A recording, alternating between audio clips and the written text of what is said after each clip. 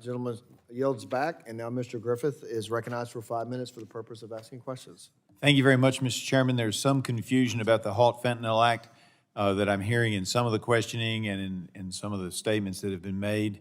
The act does in fact include the ability to do research and makes it easier to get through the pathways to get research done on some of those. And to our colleagues on the other side of the aisle, they held a great hearing earlier last year, or sometime last year.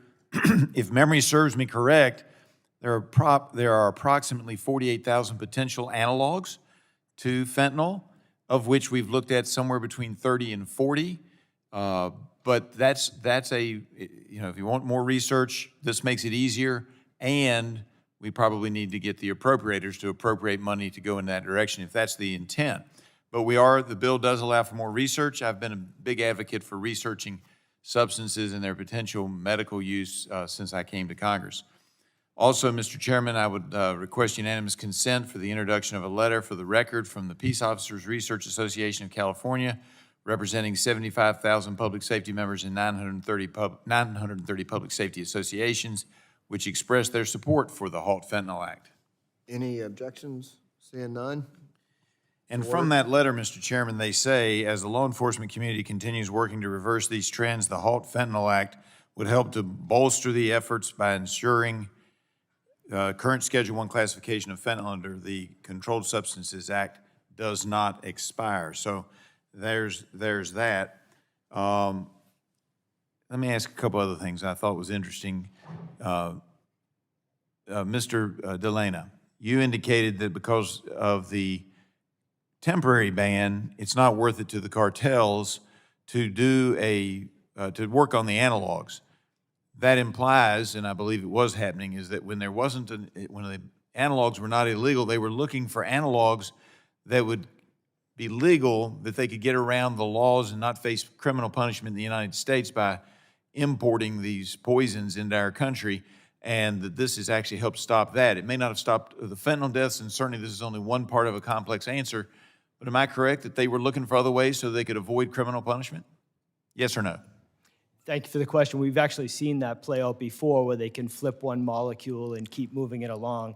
With the class-wide scheduling, it's just not beneficial for them to do that.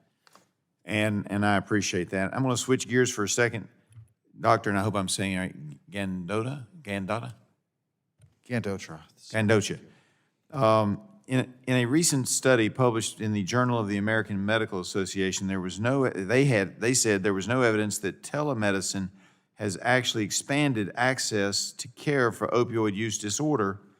They also found that telemedicine opioid use disorder patients tended to be more concentrated in higher income metro areas. Now, I'm a big believer in telemedicine. So what do you think we can do to expand access to more rural areas like mine? Thank you, Congressman, for the question. Certainly, SAMHSA is committed to expanding treatment access for medications for opioid use disorder. We've heard from numerous stakeholders, in particular from rural areas, from our state opioid treatment authorities. So you're going to work with us on that? Yes, sir. All right, I appreciate that. Buprenorphine.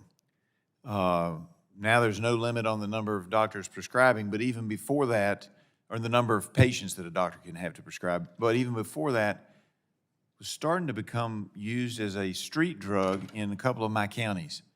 Are we monitoring to see if this is going to be a national trend? Are y'all looking at that as a possibility? Because apparently it's happening, according to some of my law enforcement folks. Certainly expanding medications for opioid use disorder, including buprenorphine, is one of our goals. Well, I want to know if we're looking to make sure that we're not creating a new street drug. We are certainly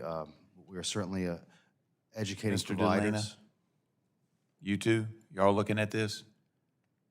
Thank you, Congressman. Absolutely. Any threat that's posed to the American public, DEA will continue to monitor. And have you seen any uptick in buprenorphine being used as a street drug?